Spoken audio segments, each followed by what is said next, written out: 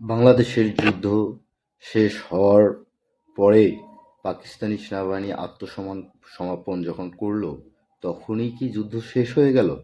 না, তখনই যুদ্ধ শেষ হয়নি। তারা পরাজিত হয়েছে বটে, তবে আমাদেরকে নিয়ন্ত্রণের শখটা কিন্তু ছিল, আছে, থাকবে। কারণ তাদেরও আসলে হক। আপনি তার সঙ্গে ব্যবসা করেন, তার বাড়িতে যান, খান, দান। যদিও বা আমরা এক বাড়িতেই ছিলাম, কিন্তু এটাই বাস্তবতা যে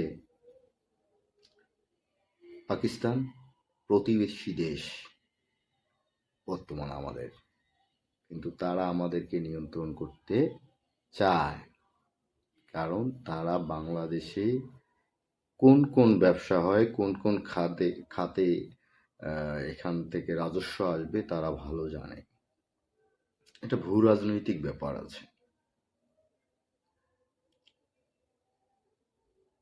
তো যার সঙ্গে যুদ্ধ করলাম, সে কি চাইবে, তার যদি সুযোগ থাকে, সে চাইবে আমাকে বাঁচিয়ে রাখবে? সবাইকে তো ধরতে পারবে না। মাস্টার মাইন্ড যারা আসলে যুদ্ধটাকে পরিচালনা করেছে, যুদ্ধটাকে নিয়ে আর্ট করছে, কিভাবে বাস্তবায়ন হবে, কোথায় কতজন লোক যাবে, কোথা থেকে ট্রেনিং হবে, অ্যাটলিস্ট নেতারা ছিলেন, তাদেরকে ক্লিন করা হয়েছে। তাদেরকে ক্লিন করা হয়েছে। সেই ক্লিনে বাদ যায়নি শহীদ রাষ্ট্রপতি জিয়াউর রহমান, শেখ মুজিবুর রহমান, জাতীয় 4 নেতা জেলে মারা গিয়েছেন। কাউকে ছাড় দেয়নি তো। প্রিয় দেশবাসী, আমরা দেশের জন্য সবসময় ভালোটাকেই চাইব। দেশ,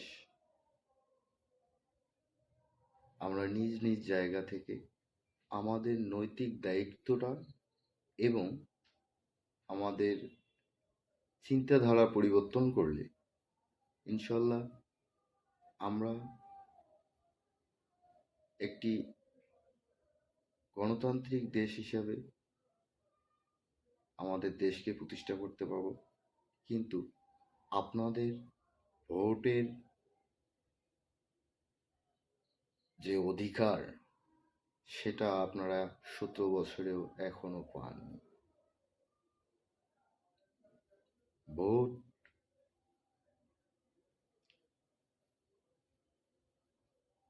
ফেব্রুয়ারিতে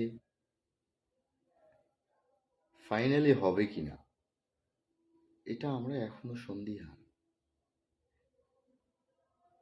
তবে প্লেইং ফিল্ড খুব জরুরি, যেটা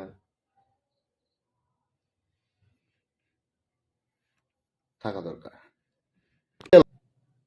সম্মানিত ভিউয়ার্স, আপনাদের আমার সালাম, ভালোবাসা ও শুভেচ্ছা রইল।